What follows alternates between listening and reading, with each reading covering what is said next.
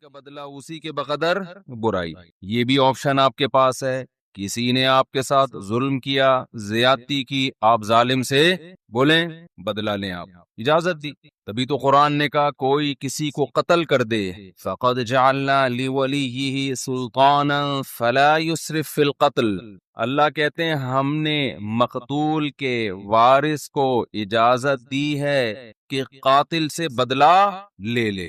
ہم نے اس کو یہ قدرت دے دی ہے، ہم نے طاقت دے دی ہے، ہم نے اجازت دے دی ہے. بین الاقوامی لاء تو کہتا ہے کہ قاتل کو آپ قتل نہیں کر سکتے، اس کو یہ ہوگا، عمر قید ہوگی. اللہ کہتے ہیں نا نا نا نا. کسی کے باپ کو قتل کر دیا گیا، بیٹے کو پرمیشن ہے کہ وہ قاتل سے قصاص لے. حکومت اس میں تعاون کرے گی، قصاص تو یہی لے گا.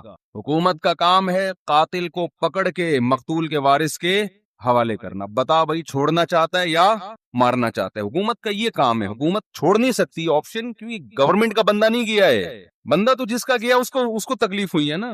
جو سیکولر حکومتیں ہیں وہ انسانوں کو اپنا غلام سمجھتی ہیں، حالانکہ وہ دعویٰ کرتے ہیں کہ ہم انسانوں کو غلامی سے نکال رہے ہیں. اسلام کہتے ہیں کسی کے غلام نہیں ہے، کوئی حکومت کا غلام نہیں ہوتا.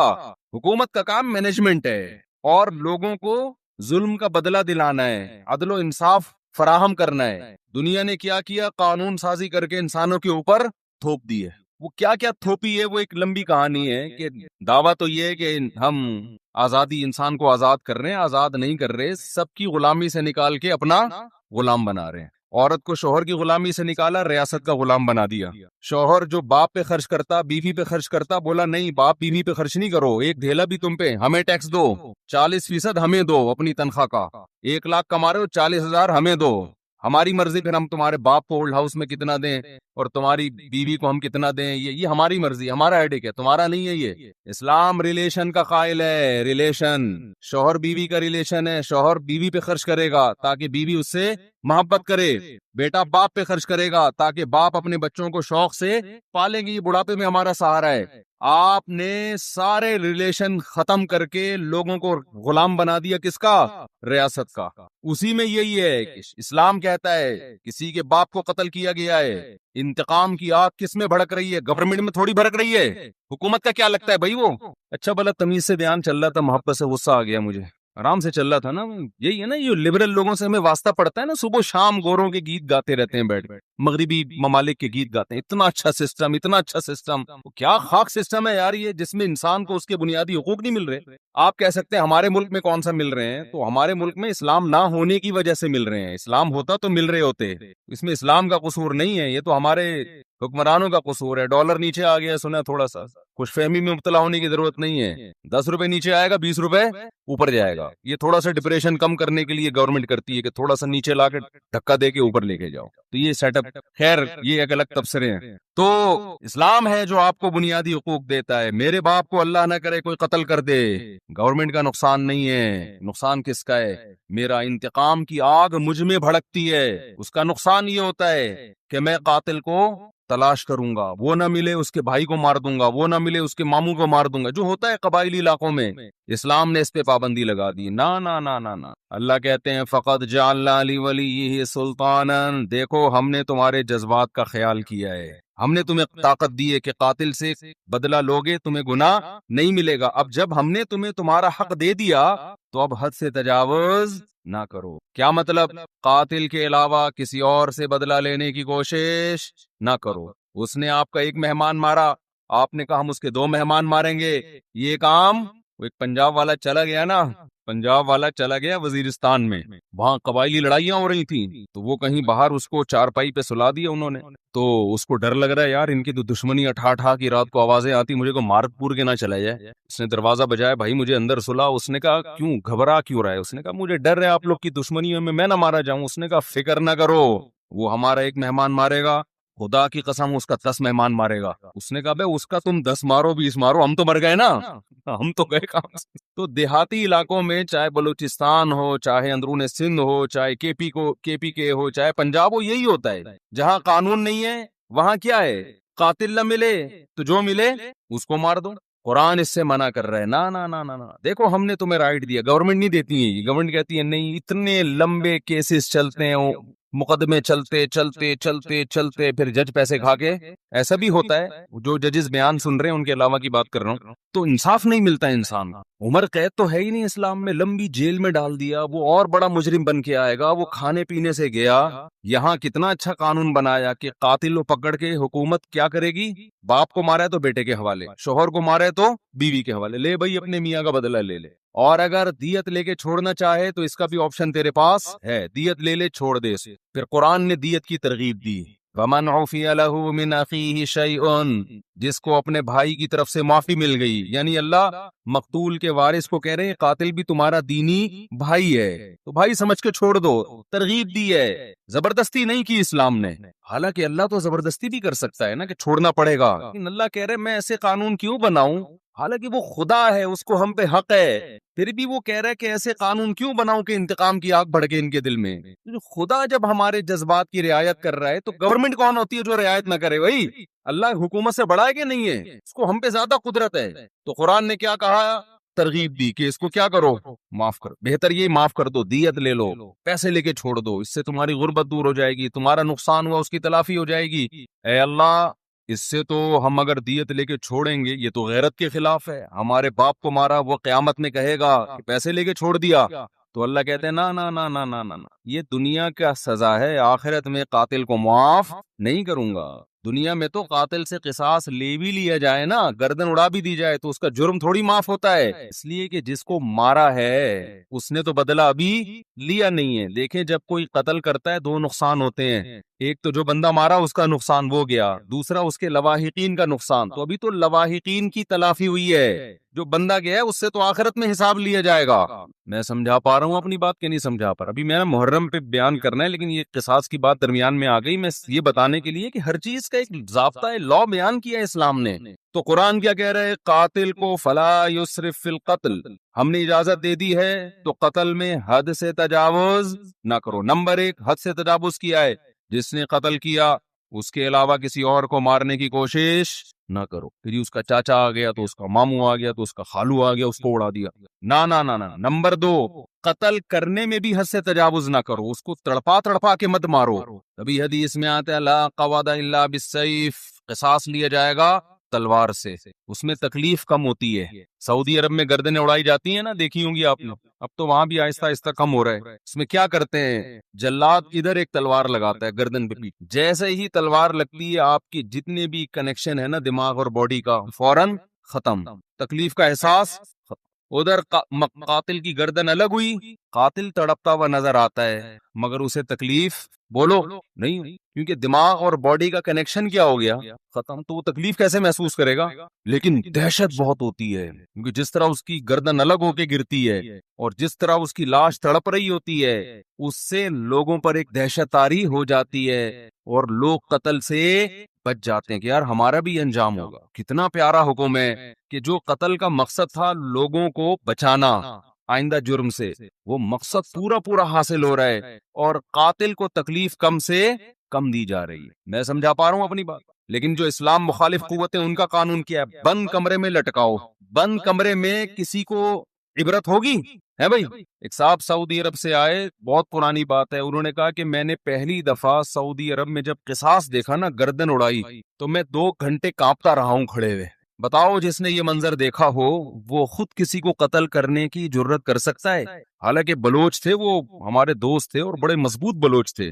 بلوچ تو ویسے ہی مضبوط عام طور پر ہوتے ہیں، بہادر بھی ہوتے ہیں، ان کو وہ کہہ رہے پھر بھی مجھے، میں کیا کر رہا ہوں، ایسے کانپ رہا ہوں۔ تو بتاؤ یہ دہشت کے بعد کوئی ہمت کرے گا؟ لیکن جس کو قتل کیا ہے قصاصاً اس کو تکلیف بولو کم سے کم۔ لیکن جو اسلام مخالف قانون ہے وہ ہے پھانسی۔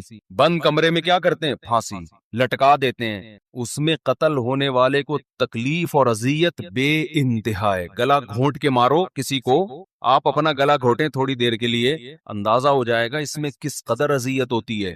لیکن عبرت کا پہلو اس میں کیا ہے؟ زیرو، کیونکہ بند کمرے میں چھپا کے ہوتی ہے۔ ایک نقصان تو یہ دوسرا نقصان، جب کھلے عام قصاص لیا جاتا ہے جو اسلام کا حکم ہے، اس میں معافی کا آپشن بہت زیادہ ہے. جو قاتل مقتول ہے نا، اس کے وارثوں کو پبلک کہے گی کہ یار اس کو کیا کرو، چھوڑ دو، ہمیں ترس آ رہا ہے. ساری دنیا کے سامنے چوک پہ بٹھائے ہوئے اس کو گردن اڑانے کے لیے، چھوڑو یار دیت لے کے کیا کرو، بولو نا معاف.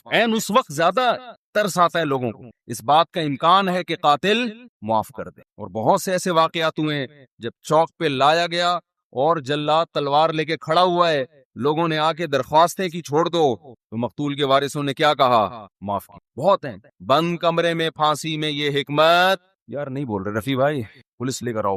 جملہ آپ کو جو سینٹنس جو ہے جملہ کمپلیٹ کیا کریں، جس سے مجھے احساس ہوتا ہے کہ دیکھو میں پوری بیداری کے ساتھ بیان کر رہا ہوں. 1.5 پراٹھے کھا کے بیٹھا ہوں میں یہاں پہ، مجھے ڈاکٹر کہہ رہے ہیں کہ نہیں پراٹھے نہیں کھاؤ، یہ عمر پراٹھوں کی نہیں ہے، کوئی بھی عمر نہیں ہے پراٹھوں کی. لیکن اگر ناشتے میں پراٹھے نہ ہوں تو وہ بیان ایسا مرجھایا ہوا ہوتا ہے، جیسے آپ بیٹھے ہوئے ہیں نا، پھر میں ویسے بیٹھا ہوا ہوتا. تو اس کی ہم نے تلافی یہ کی ہے کہ بھائی صبح پراٹھے کھا لو، دوپہر کا کھانا ناغا کر دو. کیا خیال ہے؟ اس کی تلافی اس طریقے سے پراٹھے چھوڑ دیں، دنیا چھوڑ دے آدمی، ناشتے میں اس کے بغیر مزہ نہیں ہے. کھائے تو مزے کی چیز ہے نا.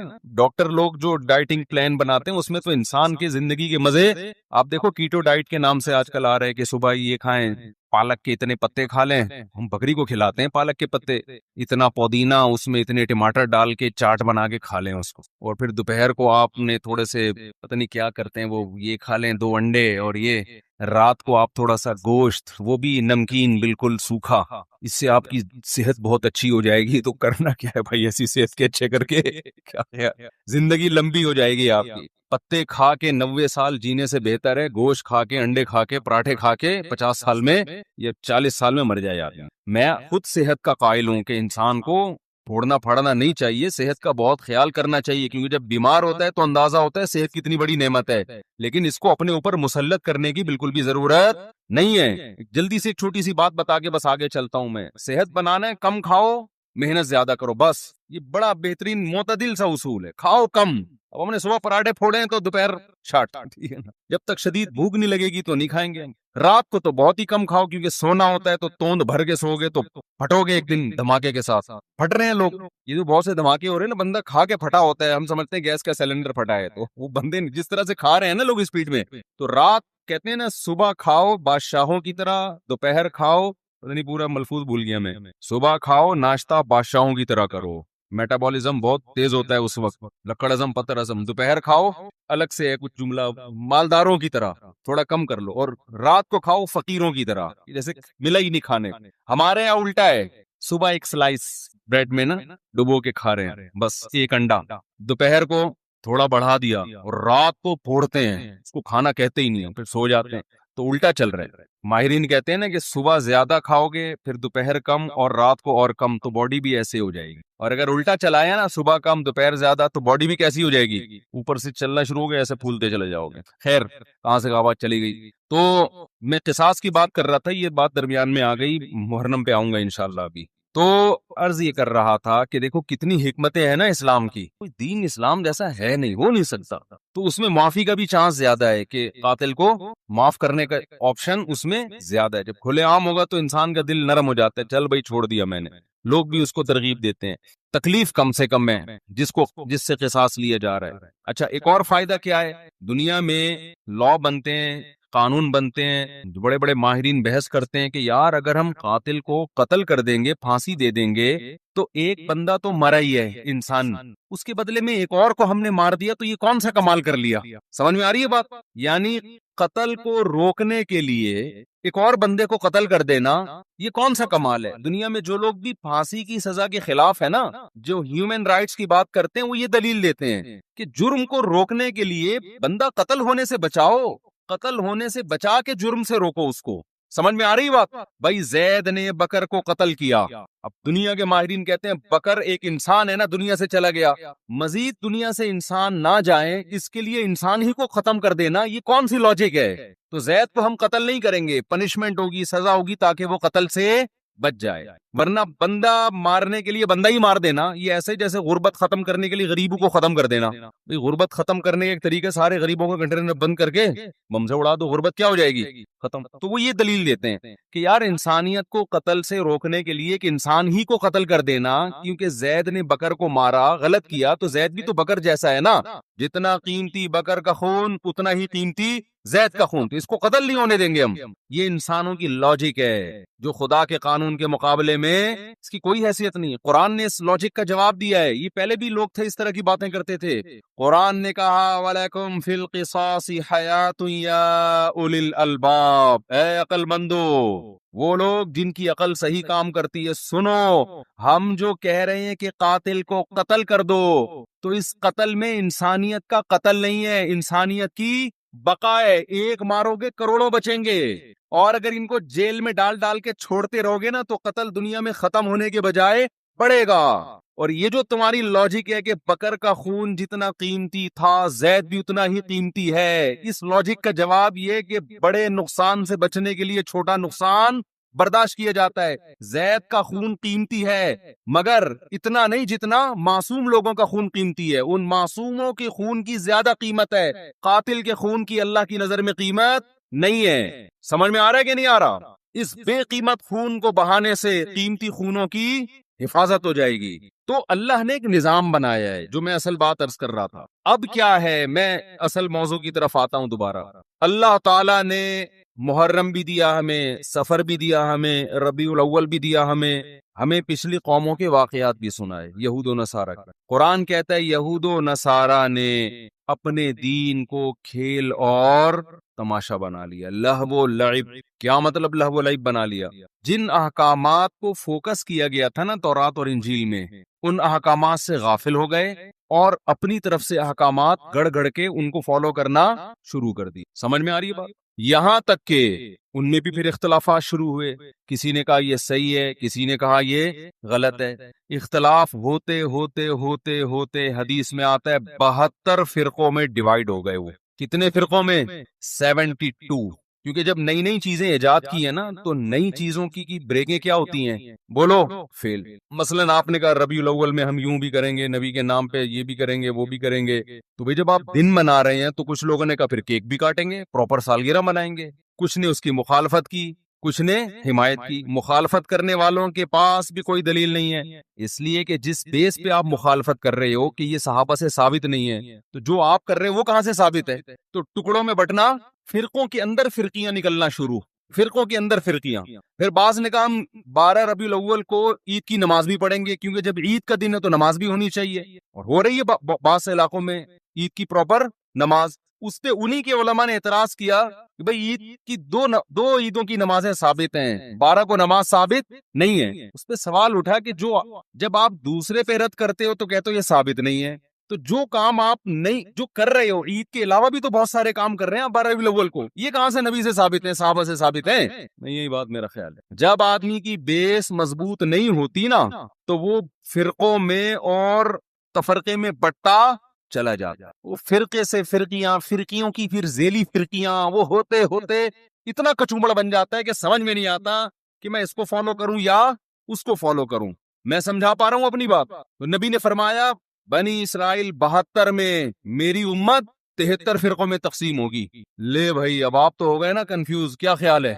ارے وہ 72 میں ڈیوائیڈ ہوئے، ہم کتنوں میں ڈیوائیڈ ہوں گے؟ 73. اب آپ بتاؤ اگر نبی صرف اتنی بات بتاتے آگے نہ ہوتا تو ہم تو پاگل ہو جاتے کہ نہیں ہو جاتے؟ مجھے لگ رہا ہے آپ نہ پاگل ہوں گے نہ عقل مند ہو، پاگل ہو جاتے نا کہ یار ہم تو اتنے کنفیوز ہو جائیں گے. کون سا لوگ مجھ سے آ کے کہتے ہیں سمجھ میں نہیں آتا کون سا مولانا درست ہے، گرین چینل صحیح ہے کہ وائٹ چینل صحیح ہے کہ بلیک چینل صحیح ہے، کالے کپڑے پہنے کہ سفید کپڑے پہنے کہ پیلی چپل پہنے کہ نیلی چپل پہنے، چپلوں میں، کرتوں میں، ٹوپیوں میں، بغیر ٹوپی والے. پنجاب میں ایسی مسجد بھی ہے، میں پنجاب گیا ہوا تھا تو مسجد میں 2 جماعتیں ہو رہی تھی، ٹوپی والوں کی الگ اور بغیر ٹوپی والوں کی الگ. ایک فرقہ ہے وہ کہتا ہے ٹوپی نہیں پہنو، وہ کبھی بھی ٹوپی نہیں پہنتے. ایک ٹوپی والوں کی الگ ہو رہی تھی اور بغیر ٹوپی والوں کی الگ ہو رہی تھی. فرقے در فرقیاں. یہ فرقیاں لفظ میں نے خود نکالا ہے, فرقی یہ ہے نہیں عربی میں, لیکن یہ اردو میں یہی اچھا لگ رہا ہے. جیسے مولانا ہوتے ہیں نا, ہمارے سر میں مولانا کا مطلب مولانا, مولوی کا مطلب تھوڑا سا چھوٹا قسم کا. اور ایک حضرت نے ایک لفظ نکالا تھا مولوڑی, جو بالکل جس کو کچھ بھی نہ آتا ہو لیکن مولانا بن کے گھوم رہا ہو. تو کہتے ہیں یہ جو مولوڑی ہیں نا یہ فساد پیدا کرتی ہیں. نہ یہ مولوی ہے نہ یہ مولانا ہے, یہ کیا ہے, چھوٹی چھوٹی مولوڑیاں. ان کو آتا کچھ بھی نہیں ہے لیکن مولانا بنے ہوئے فتوے دے رہے ہوتے ہیں. تو 73 فرقوں میں امت کیا ہوگی, ڈیوائیڈ. ہم ابھی اسی سے ڈرے بیٹھے تھے کہ یار اتنے فرقے, نبی نے ہمیں اور ڈرا دیا. آگے جو الفاظ ہیں اس سے تو اور زیادہ خوف پیدا ہو رہا ہے. پھر نبی تسلی بھی دیں گے, اور خوف پیدا ہو رہا ہے. آپ نے فرمایا کلہم فی النار الا واحدہ, ایک کے علاوہ سب کے سب کہاں جائیں گے, جہنم کی آگ میں. سب کو اٹھا کے پھینک دے گا اللہ جہنم میں. لو بھائی, اس سے تو ہمارا خوف کم ہونے کے بجائے اور زیادہ بڑھ گیا. اگر نبی اتنا ہی کہتے 73 فرقوں میں ڈیوائیڈ ہو جاؤ گے, ہم کہتے کوئی بات نہیں یار, 73 میں سے ہو سکتے ہیں 70 جنت میں جائیں, تو ہم کس میں سے ہوں گے, انہیں 70 میں سے ہوں گے. یہ بہت اہم بیان کر رہا ہوں, اس کو کھوپڑی میں بٹھائیں کسی طریقے سے. کلہم فی النار, سب کے سب کہاں ہوں گے, جہنم میں. صرف ایک کیا ہوگا, وہ کہاں جائے گا, جنت. صحابہ علم پر حریص تھے, انہوں نے فوراً نبی سے پوچھ لیا کہ یا رسول اللہ وہ ایک جنتی کون سا ہے. اگر یہ نہ پوچھتے تو کتنا بیڑا غرق ہو جاتا ہمارا. نبی نے اس فرقے کا نام نہیں بتایا. یہ بھی ہمارے نبی نے ہم پر بہت بڑا احسان کیا, کیونکہ اگر نبی نام بتاتے تو سب لوگ وہی نام رکھ لیں. ایک آدمی کہتا ہے جی یہ میری طرف سے مٹھائی لے جاؤ, وسیم نام کا آدمی ہوگا, صرف اسی کو دینا. اب مجمع میں ایک وسیم ہے, سلیم ہے, غفار ہے, ستار ہے, یعقوب ہے, یوسف ہے, سارے بیٹھے ہوئے ہیں. بھوک سب کو لگ رہی ہے, مٹھائی کھانے کا سب کا دل کر رہا ہے. آئیڈ شناختی کارڈ کسی کے پاس نہیں ہے. پہلے سے اس نے اناؤنس کر دیا کہ بھائی وسیم نام کے آدمی کے لیے مٹھائی آ رہی ہے. تو سارے وسیم بن جائیں گے کہ نہیں بن جائیں گے, سب کہیں گے وسیم کون ہے, میں ہوں. اس کو پتا ہے اس نے کون سا نادرا میں جا کے دیکھنا ہے, ایک مٹھائی کے ڈبے کے لیے نادرا میں تھوڑی لے کے جائے, سب وسیم بن جائیں گے. آج یہی ہو رہا ہے. جماعت المسلمین نے کہا کہ نبی صلی اللہ علیہ وسلم نے فرمایا قرب قیامت میں جماعت المسلمین کو لازم پکڑنا. 1975 میں ایک جماعت بنائی گئی جس کا صدیوں تک کوئی وجود نہیں ملتا. اس کا ایک امیر خود ساختہ نام رجسٹر کروایا گورنمنٹ آف پاکستان سے, جماعت المسلمین, اور وہ جتنی حدیثیں جماعت المسلمین کے بارے میں تھی وہ سارے مٹھائی کے ڈبے لینے کے لیے کھڑے ہو گئے کہ جی یہ ڈبے کس کے ہیں, یہ ہمارے ہیں, کیونکہ نبی نے کہا تھا جماعت المسلمین کو لازم پکڑنا. اور دیکھو یہ دیوبندی ہے, وہ حنفی ہے, وہ بریلوی ہے, وہ شیعہ ہے, وہ اہل حدیث ہے. اصل میں کس کا تذکرہ آتا ہے حدیث میں, جماعت المسلمین. او بھائی, نبی نے یہ نہیں کہا تھا 1975 میں کوئی جماعت جس کا نام جماعت المسلمین ہو اس کو لازم پکڑنا. نبی کا مطلب تھا مسلمانوں کی جماعت کے ساتھ چمٹے رہنا, الگ سے کوئی فرقہ نہیں بنانا. آپ نے اپنی جماعت کا نام مسلمانوں کی جماعت رکھ لیا. پاگل آدمی, تو سینس لیس لوگ ہیں بالکل. تو 1975 سے پہلے مسلمان میں جو صحیح فرقہ تھا وہ تو اس کا تو کوئی جماعت المسلمین کا نام نہیں تھا, وہ کہاں جائے گا پھر. میں نے پشاور میں بیان کیا, میں نے ان لوگوں سے کہا دیکھو جو اسلام صدیوں پہلے پشاور میں آیا تھا نا وہی صحیح ہے. اب اگر کوئی تمہیں قرآن و حدیث کے نام پہ ورغلا رہا ہے کہ ہم صحیح اسلام لائے, ہم قرآن و حدیث, ان سے بولو 1200 سال پہلے کیا آیا تھا پشاور میں, فقہ حنفی آیا تھا نا. تو اب تھوڑی اسلام آ رہا ہے, ساری کتابوں میں لکھا ہے اسلام پشاور میں 1000 سال 1200 سال پہلے آیا, تو وہ کیا آیا تھا اور اب کیا آ رہا ہے. اس پہ ایک مولانا نے میرے خلاف بیان کیا کہ اہل حدیث تو امام احمد بن حنبل کے دور میں بھی تھے. مجھے اہل حدیث سے اتنا بڑا اختلاف نہیں ہے, میں ان کو اہل سنت والجماعت میں داخل سمجھتا ہوں, چند اختلافات کے ساتھ. وہ میرے اختلافات ہیں, وہ علمی نوعیت کے اختلافات ہیں. باقی ان میں جو متشدد ہیں وہ گمراہ ہیں, جو معتدل ہیں ان پہ ہم وہ فتویٰ نہیں لگاتے جو ہم دوسروں پہ لگاتے ہیں. لیکن یہ دلیل محترم کی صحیح نہیں ہے, اس لیے کہ آپ جو امام احمد بن حنبل سے ثابت کر رہے ہیں کہ انہوں نے کہا اہل حدیث جنت میں جائیں گے, اس سے وہ فرقہ اہل حدیث مراد نہیں ہے. اس سے وہ لوگ مراد ہے جو حدیث کو فالو کرتے ہیں. تو ابو حنیفہ بھی حدیث کو فالو کرتے تھے, امام شافعی بھی فالو کرتے تھے, اب امام احمد بن حنبل بھی فالو کرتے تھے. اس کی سب سے بڑی دلیل یہ کہ امام احمد بن حنبل کے فالوورز کو اہل حدیث نہیں کہا جاتا بلکہ حنبلی کہا جاتا ہے, حالانکہ وہ تو اہل حدیث ہیں, کیونکہ امام احمد بن حنبل خود اہل حدیث ہیں, تو ان کے فالوورز کو حنبلی کیوں کہہ رہے ہو پھر. میں سمجھا پا رہا ہوں اپنی بات. تو آج لفاظی ہے, الفاظوں سے کھیلا جا رہا ہے, الفاظوں سے, ناموں سے کیا جا رہا ہے. ناموں سے نہیں ہوتا. کہتے ہیں نا ملتے جلتے ناموں سے دھوکہ نہ کھائیں. چاول کی بوری پہ لکھا ہوا ہے چینی کی بوری پہ لکھا ہوا ہے چاول. ایک آدمی نے دکان میں چینی کی بوری ہے, لکھا ہوا کیا ہے؟ چاول. اس نے بولا چینی ہے, لکھا ہوا چاول کیوں؟ کہہ رہے مکھیوں کو دھوکہ دینے کے لیے. مکھی دھوکے میں آئے گی؟ مکھی لیبل دیکھ کے کبھی بھی دھوکے میں نہیں آتی, وہ خوشبو دیکھ کے جاتی ہے. ہمارے نبی سے صحابہ نے پوچھا کہ اس فرقے کا نام بتائیں, آپ نے نام نہیں بتایا کیونکہ سب لیبل اچھا لگا کے دھوکہ دیتے. آپ نے اس فرقے میں جو خوشبو ہے اس کو بتایا کہ اس میں خوشبو کیا آ رہی ہوگی, اس میں جو علامتیں ہیں وہ کیا ہیں. جہاں اسمیل آ رہی ہو نبی اور صحابہ کی, اس اسمیل کی طرف چلے جانا, اور جہاں نبی کو لغت سے نکال دیا یا نبی کو تو رکھا ہوئے صحابہ کو نکال دیا, اس کے قریب اس کے لیبل اور نام کو دیکھ کر جانے کی کوشش نہ کرنا. آج ہمارا لوگ خون پی لیتے ہیں, کئی طلاقیں دے رہے ہیں, 3 طلاقیں. جس کو دیکھو سعودی عرب کے بن باز کا فتویٰ, صالح العثیمین کا فتویٰ, ان 2 مفتیوں کا فتویٰ کہ بھی سعودی عرب یہ کہہ رہا ہے کہ 3 طلاقیں ایک ہوتی ہیں. میں کہتا ہوں تم نے کلمہ سعودی عرب کا پڑھا ہے یا نبی اور صحابہ کا کلمہ پڑھا ہے؟ کوئی ایک صحابی دکھا دو جس نے 3 طلاق کو ایک کہا ہو, اور میں درجنوں دکھاؤں گا آپ کو. یار آپ لوگوں نے صحابہ سے بھی زیادہ سعودی عرب کے علماء کو بنا لیا ہے. یہ تو 15ویں صدی کے علماء ہیں. وہ کہتے ہیں وہ حدیث کوٹ کرتے ہیں, اس حدیث کا مطلب صحابہ نے کیا سمجھا؟ کسی ایک صحابی نے اس حدیث کا وہ مفہوم لیا جو سعودی علماء لے رہے ہیں. میں سعودی علماء کے خلاف نہیں ہوں, وہ ہم سے زیادہ بہتر ہوں گے, ہم سے تقویٰ میں, للہیت میں, علماء کا ادب ہمارے لیے ضروری ہے. مگر آپ نے جب تقلید کرنی ہے تو آپ سعودی علماء کی کرو گے یا صحابہ کی؟ صحابہ کی کرو گے. آپ فقہ حنفی کو نہیں مانتے, آپ شافی کو نہیں مانتے, صحابہ کو تو سب مانتے ہیں نا. کوئی ایک صحابی دکھا دو جس نے 3 طلاق کو ایک کہا ہو. حتیٰ کہ جو صحابی 3 کو ایک کہنے والی حدیث بیان کر رہے ہیں وہ بھی 3 کو کتنی کہتے ہیں؟ 3 کہتے ہیں. اس کا مطلب اس حدیث کا وہ مفہوم نہیں ہے جو بن باز مراد لے رہے ہیں. ایسے تماشے ہو رہے ہیں نا طلاقوں کے بعد آج کل. شوہر طلاقیں دیتا ہے, بیوی اپنی مرضی کا فتویٰ, بیوی کو رہنا ہے تو اہل حدیث سے فتویٰ لا رہی ہے, نہیں رہنا تو حنفیوں سے فتویٰ لے کے آ رہی ہے. قرآن نے جہاں طلاق کے مسائل بیان کیے وہاں اللہ نے کہا کہ اللہ کی آیات کو, اللہ کے حکام کو مذاق نہ بناؤ. اہل حدیث حضرات علماء کی انتہائی عزت کے ساتھ, لیکن میں یہ اپنا رونا میں ان کے سامنے روتا ہوں کہ آپ لوگوں کی وجہ سے طلاق کے احکام مذاق بن چکے ہیں. اس وقت آپ اس پہ دوبارہ سے تحقیق کریں.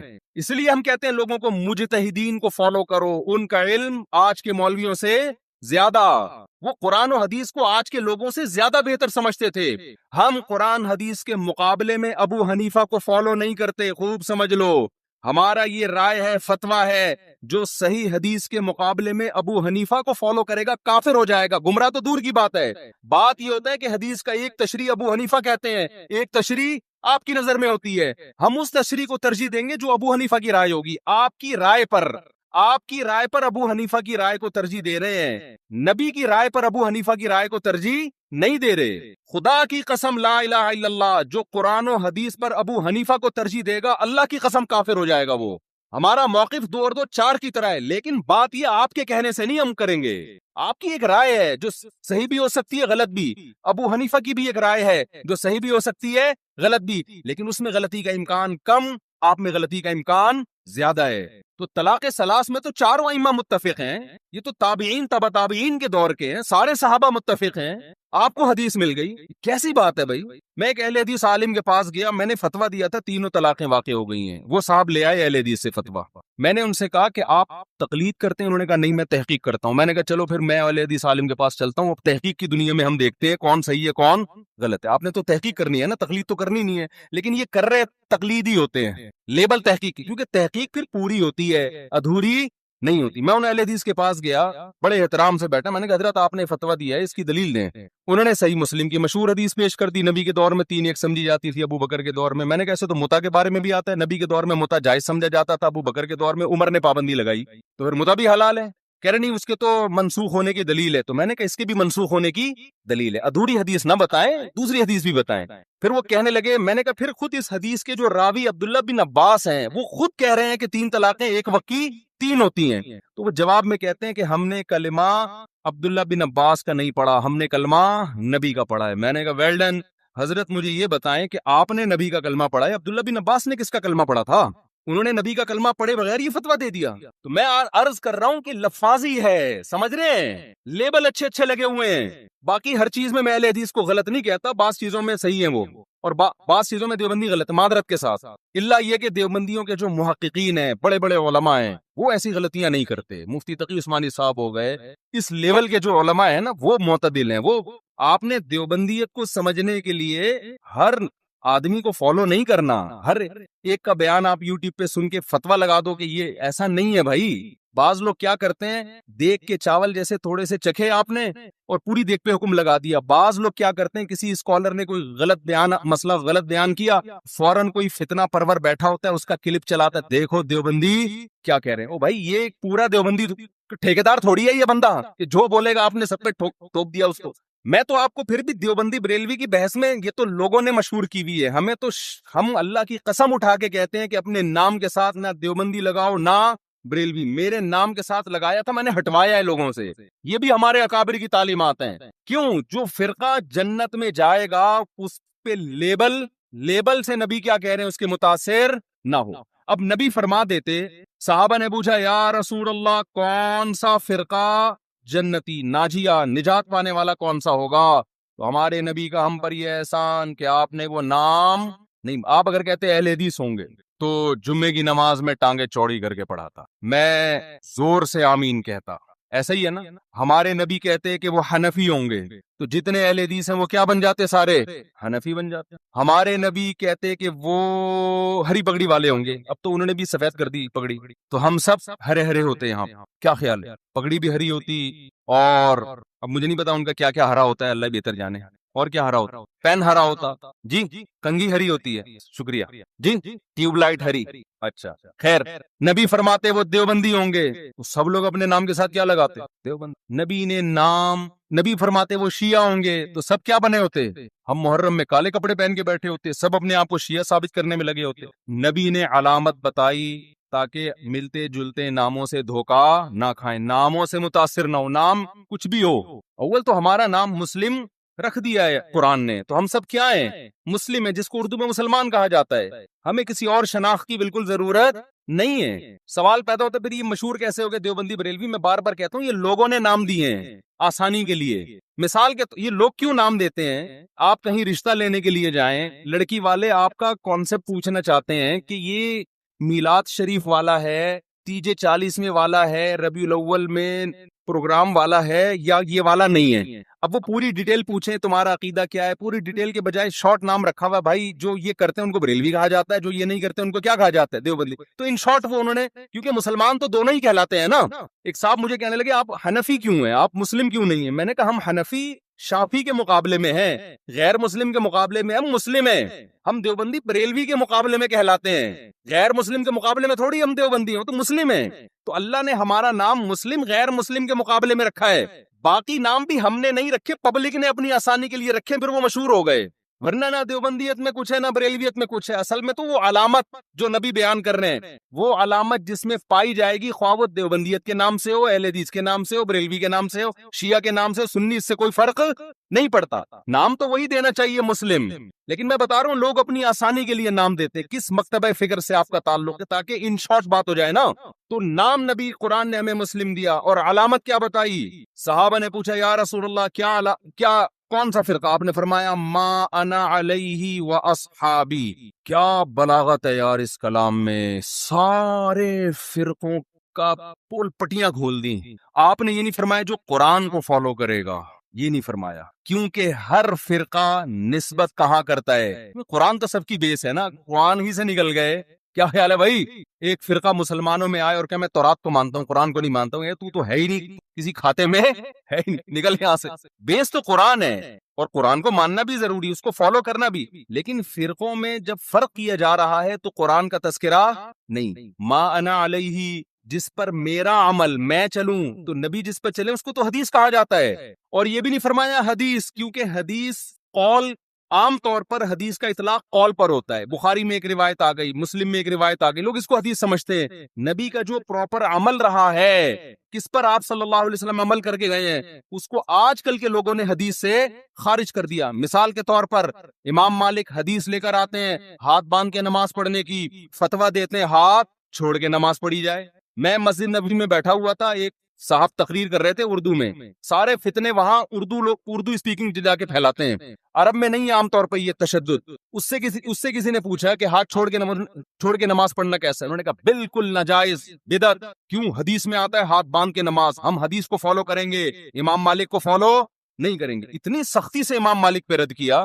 میں نے کہا اس جگہ امام مالک نے کئی سال بیٹھ کے درس دیا ہے, اس نے ان کی شخصیت کا بھی احترام نہیں کیا. عوام یہ میسج لے کے جا رہی ہے کہ قرآن و حدیث کا اس کو پتا ہے, امام مالک کو پتا نہیں تھا, حالانکہ وہ تو تبع تابعین میں سے ہیں. حدیث میں آتا ہے ان قریب ایک شخص پیدا ہونے والا ہے مدینہ میں جس کی طرف پوری دنیا سے علم کے لیے لوگ آئیں گے.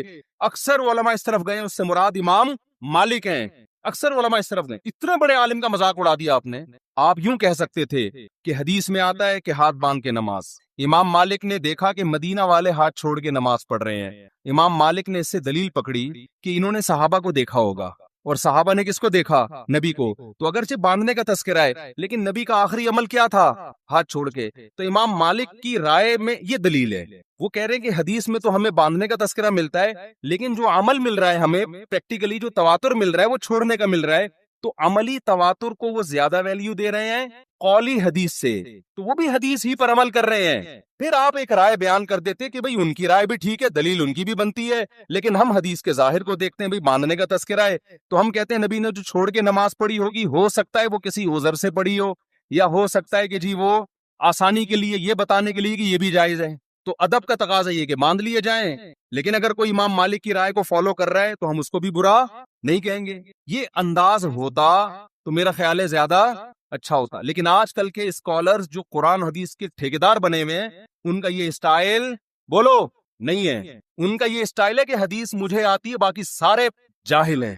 یہ تو امام مالک کے بارے میں اگر وہ پوچھ لیتے نا رفع الیدین کا مسئلہ امام حنیفہ کا, پھر تو وہ ایک دم آگ نکلنا شروع ہو جاتی. جو اسٹائل امام مالک کا تھا کہ مدینہ میں نے لوگوں کو ہاتھ چھوڑ کے نماز پڑھتے ہوئے پایا ہے, رفع الیدین نہ کرنے کے بارے میں وہی دلیل کس کی ہے؟ امام ابو حنیفہ کی, کہ کوفہ علم کا مرکز تھا. کوفہ میں عبداللہ بن مسعود اور علی رضی اللہ تعالیٰ عنہ کے آ کے آباد ہوئے. یہ دونوں صحابہ علم میں دوسروں سے بہت زیادہ تھے. ان کے شاگرد جتنے بھی کوفہ میں تھے رفع الیدین نہیں کرتے تھے. امام ابو حنیفہ نے اس سے استدلال کیا کہ ٹھیک ہے بخاری مسلم تو امام حنیفہ کے بعد آئی ہے, لیکن صحیح حدیثیں رفع الیدین کرنے پر بھی ہیں, لیکن یہ جو آخر میں نہیں کر رہے اتنے سارے صحابہ, تو یہ اس کی علامت ہے نبی نے آخر وقت میں ترک کر دیا تھا. آپ اس دلیل پہ آپ یہ کہہ سکتے ہیں کہ مجھے یہ دلیل سمجھ میں نہیں آتی. میری رائے یہ کہ کیونکہ بخاری میں ہے تو ہم رفع الیدین کریں گے. ٹھیک ہے, آپ کی نہیں سمجھ میں آ رہی تو ٹھیک ہے, ہم تو مانتے ہیں نبی نے کیا ہے. لیکن اگر ابو حنیفہ اہل کوفہ اور صحابہ تابعین جو ان کے شاگرد تھے ان کے عمل سے استدلال کرتے ہوئے نہ کرنے کا فتویٰ دے رہے ہیں, آپ ان کی نماز کو بولو خلاف سنت ہے, اس کا مطلب آپ اپنی رائے کو دوسرے پر تھوپنا چاہتے ہیں. امام ترمذی جو امام بخاری کے شاگرد ہیں, جب رفع الیدین کرنے کا ذکر کیا نا انہوں نے, آپ ترمذی میں دیکھ سکتے ہیں عربی میں, تو اس میں کہتے ہیں وَبِهِ يَقُولُ بَعْضُ أَهْلِ الْعِلْمِ مِنْ أَصْحَابِ النَّبِي, رفع الیدین کرنا بعض اہل علم صحابہ کی رائے تھی. جب رفع الیدین نہ کرنے کا تذکرہ کیا ہے تو پھر لکھتے ہیں وَبِهِ يَقُولُ غَيْرُ وَاحِدٍ مِّنْ أَهْلِ الْعِلْمِ مِنْ أَصْحَابِ النَّبِي, یہی اہل علم صحابہ میں بہت سارے لوگوں کی رائے ہے.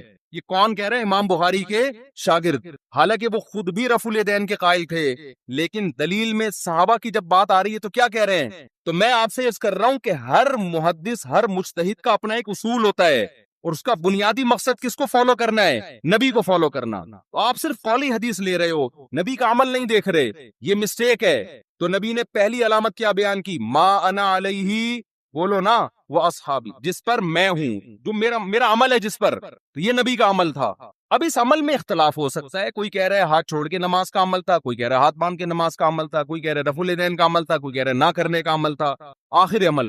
ٹھیک ہے, یہ اختلاف شریعت میں ناپسندیدہ نہیں ہے. اس اختلاف کی بیس پہ فرقے نہیں بنتے, کوئی بنائے گا تو وہ جہنمی ہے. اور یہ اختلاف صحابہ میں بھی تھا, کیونکہ دونوں میں وہ علامت پائی جا رہی ہے ما انا علیہ. کامیاب فرقے کی علامت کیا ہے؟ جس پر نبی کا عمل. تو نبی کا عمل دونوں پر ہے نا, تو اس میں آپ دونوں میں سے کسی کو بھی غلط بولو نہ یار، نہ ہاتھ باندھ کے نماز پڑھنے والے کو، نہ ہاتھ چھوڑ کے، نہ رفع الیدین کرنے والے کو، نہ کرنے والے کو، کیونکہ دونوں کے پاس دلیل ہے، دونوں مکتبہ فکر کی، اور دونوں کہاں سے ثابت کرتے ہیں؟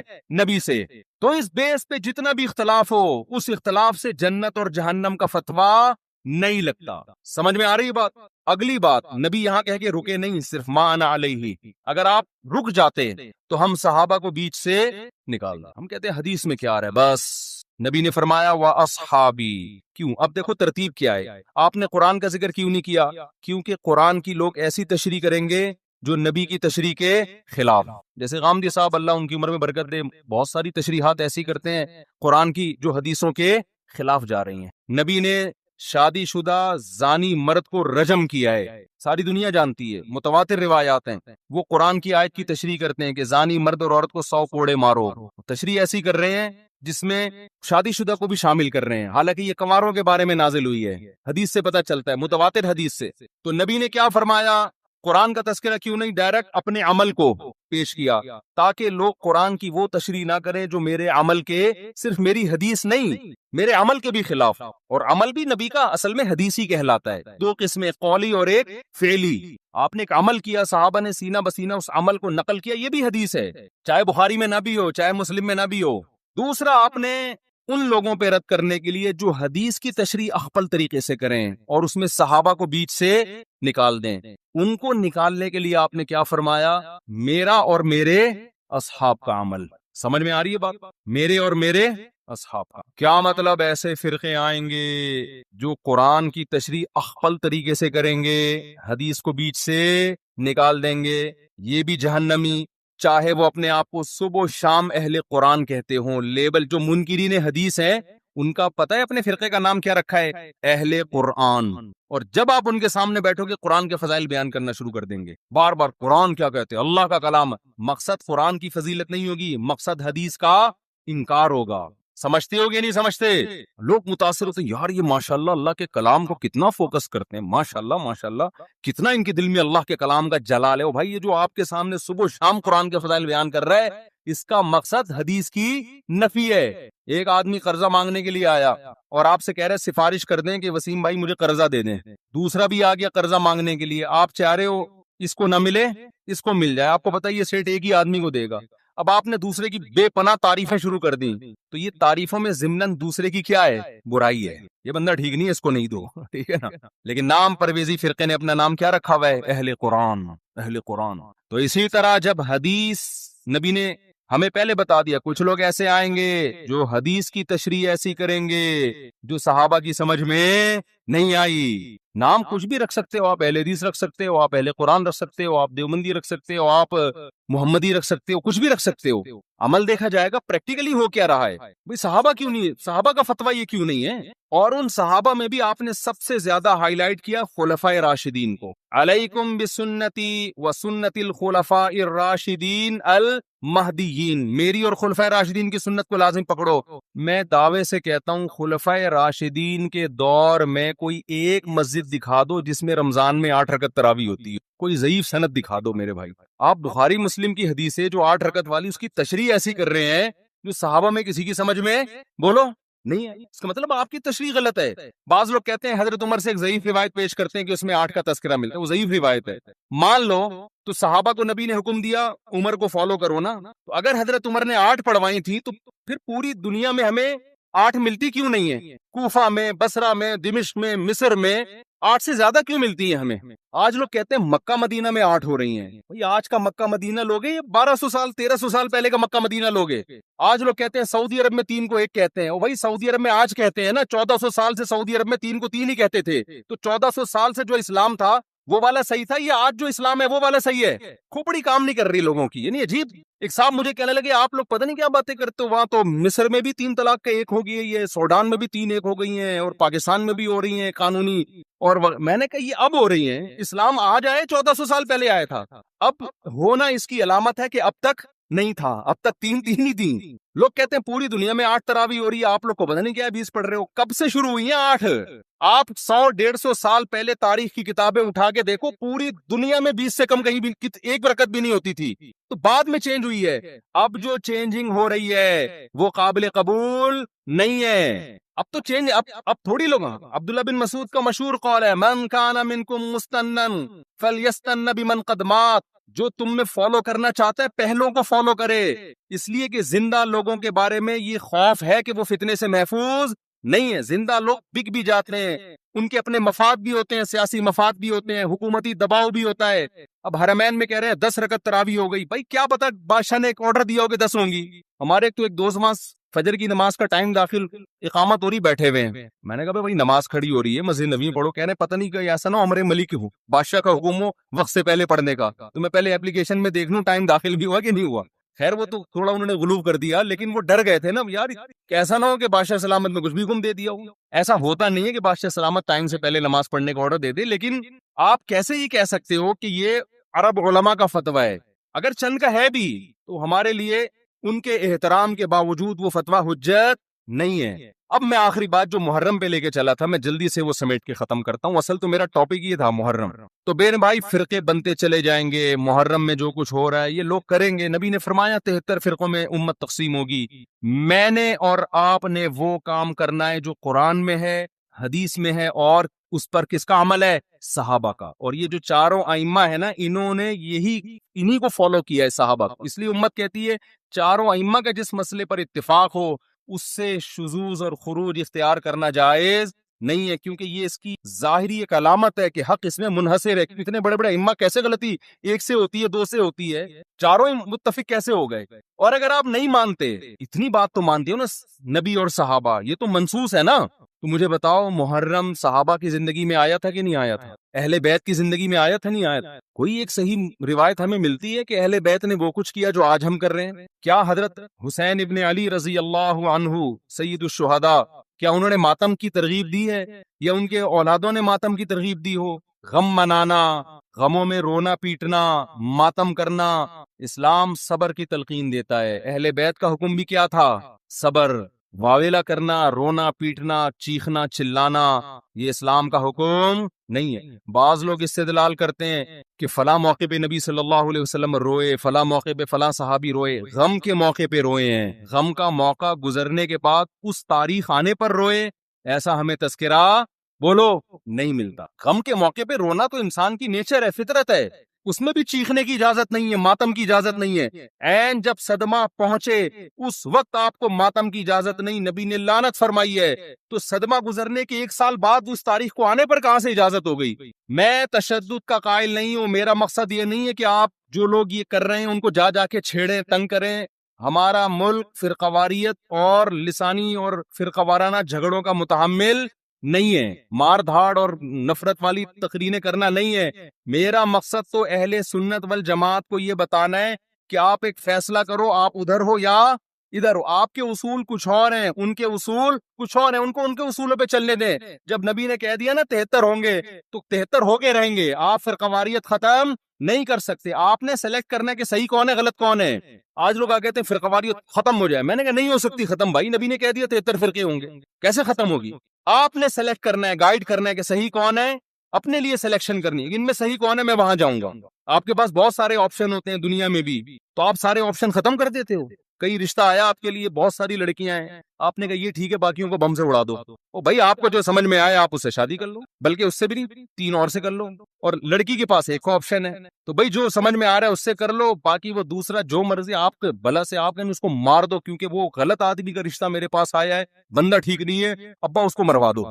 ابا کہے گا بیٹا تو اتنے لوگ صحیح بھی ہیں غلط بھی ہیں, تجھے جو صحیح لگ رہا ہے وہ بتا دے, جو غلط ہے وہ اس کو رہنے دے, وہ تیرا کام نہیں ہے. دنیا میں بہت سی غلط بھی ہوتی ہیں, ان کو وہ غلط مل جائے گا. تو فرقے تو رہیں گے, حضرت عیسیٰ علیہ السلام ہی آ کے ان فرقوں کو ختم کریں گے, اور تلوار سے ختم ہوں گے یہ. اور یہ ہمیں اجازت, ہمیں بم پھاڑنے کی, تلوار چلانے کی, گالیاں دینے کی, اور ایسے بیان کرنے کی جس سے نفرتیں پھیلیں، ہمیں اس کی اجازت نہیں ہے. ہمارے پاس تو جو بھی آتا ہے ہم اس کو گلے لگاتے ہیں. شیعہ لوگ بھی آتے ہیں، ہم ملتے ہیں، تمیز سے بات کرتے ہیں، اکرام کرتے ہیں، السلام علیکم.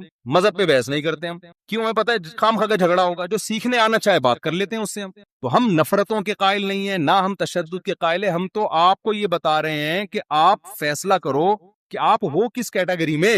ہماری حدیث ہمیں یہ بتاتی ہے، ہمارے نبی ہمیں یہ بتاتے ہیں کہ ما انا علیہ واصحابی، جو میرے اور صحابہ کا طریقہ. ہمارے نبی پہ محرم بھی آیا، صحابہ پہ محرم بھی آیا، جو انہوں نے کیا ہم بھی وہی کریں گے. ہمارے نبی کی زندگی میں ربیع الاول آیا، صحابہ کی زندگی میں خلفائے راشدین کی زندگی میں آیا، جو انہوں نے کیا ہم، بولو نا، وہ کریں گے. انہوں نے کیا کیا؟ صبر کیا ہے. غم کے موقع پہ کیا کیا ہے؟ صبر کیا. تو ہم بھی کیا کریں گے؟ صبر. یا ہمیں اجازت دی ہے قاتل سے قصاص لیں. حضرت حسین کے قاتل اگر آج ہمیں مل جائیں، ہم انشاءاللہ ان کو زندہ نہیں چھوڑیں گے. جب نہیں ہے ہمارے پاس، ہمارے دور میں نہیں ہے، تو اللہ سے ہم دعا کرتے اللہ ان سے انتقام لے قیامت کے دن. حضرت حسین کے خون کا بدلہ لے اللہ ان سے، اور لے گا، اللہ کیوں چھوڑے گا. لیکن اگر ہم نے اس حدود سے تجاوز کر کے ہم نے وہ کچھ کیا جو اللہ اس کے رسول کی منشا کے خلاف ہے، تو میرے بھائی جہاں قاتلوں سے سزا لی جائے گی، اللہ ہمیں بھی نہیں چھوڑے گا. کہ یہ کون سی اہل بیت کی تعلیمات تھی جس پر تم عمل کر رہے ہو؟ سفید لباس اسلام میں پسندیدہ ہے. ٹھیک ہے، نبی نے ہر رنگ کا لباس پہنا ہے. پسند کس کو کیا؟ سفید. وہ محرم میں بھی پسندیدہ، وہ سفر میں بھی، وہ ربیع الاول میں. جیسے ہی رشتہ میسر ہو، اسلام حکم دیتا ہے نکاح میں تاخیر نہ کرو، چاہے محرم ہو. محرم ہے تو سفر تک ڈیلے نہ کریں، سفر میں رشتہ ملا تو ربیع الاول تک ڈیلے نہ کریں. ویسے بھی میرے بھائی جس نے 4 شادیاں کرنی ہوں گی، وہ اگر ڈیلے کرنا شروع کر دے تو اس کی ہو گئی. پھر اسلام میں تو یہ کہ جلدی نکاح کرو. محرم میں بھی کریں. جو نہیں کر رہے ان کو چھوڑ دیں، اپنے ان کا فرقہ ہے، ان کا مسلک ہے. چھیڑے نہیں کسی کو، جا کے بحث نہ کرے. دفتروں میں بحثیں خامخواہ شروع ہو جاتی ہیں. آپ نے اپنے بارے میں فیصلہ کرنا میں کدھر ہوں، میں کدھر کھڑا ہوں. جو کالے کپڑے پہننے دیں، نہ ان پہ طنز کریں، نہ ان پہ ہوٹنگ کریں. یہ جائز نہیں ہے، اس سے نفرتیں پیدا ہوں گی. جو کر رہا ہے کرنے دو. آپ کے بچے جب پوچھیں ابو انہوں نے کالے کپڑے پہنے، بولیں بیٹا ان کا فرقہ ہے، ہم لوگ اس فرقے کے نہیں. ختم ہو گئی بات. ابو ہم اس فرقے ہم کیوں نہیں ہیں؟ بیٹا ہم، حدیث میں آتا ہے کہ ما انا علیہ و اصحابی. جب بچہ آپ کا پوچھے نا تو آپ بتائیں حدیث میں آتا ہے جو میرے اور صحابہ نے. چونکہ صحابہ نے یہ نہیں کیا تو ہم بھی نہیں کر رہے. تو بیٹا پوچھے گا پھر یہ کیوں کر رہے ہیں؟ تو بیٹا جو ان کا کام ہے وہ ان سے پوچھنے کا ہے، وہ مجھ سے پوچھنے کا نہیں ہے. اب بچہ جائے گا ان سے پوچھنے کے لیے، اس کو بولیں بیٹا جب بڑے ہو جاؤ گے نا پھر جا کے پوچھنا. ابھی پوچھا تو رپلائی بھی ہوگا، اس سے کیا پیدا ہوگا؟ فتنہ. تو بچے میں کھوپڑی ہوگی تو وہ اتنی بات اس کی کھوپڑی میں انشاءاللہ آ جائے گی، 2 اور 2 4 کی طرح. پھر بچہ کہے گا ہمیں کیا کرنا چاہیے؟ اس کو بتا دو بیٹا قرآن میں صاف طور پہ لکھا ہوا ہے کہ ہم نے بنی اسرائیل سے عہد لیا تھا کہ ان احکام کو فالو کرنا ہے. بنی اسرائیل نے ان احکام کو چھوڑ کر فرقے بنا دیے. تو بیٹا قرآن میں سورہ بقرہ میں اللہ کہہ رہا ہے ان احکام کو فالو کرو، وَاعْبُدُوا اللَّهَ، اللہ کی عبادت کرو. سمجھتے ہو؟ بیٹا ہم نے کیا کرنا ہے؟ اللہ کی عبادت. ابو عبادت کیسے کرنی ہے؟ بیٹا 5 نمازیں پابندی سے پڑھنی ہے. ٹھیک ہے نا؟ زندگی میں 1 دفعہ حج کرنا ہے. بیٹا سال میں 1 دفعہ زکوٰۃ دینی ہے. اس کے حکام علماء سے پوچھ لو.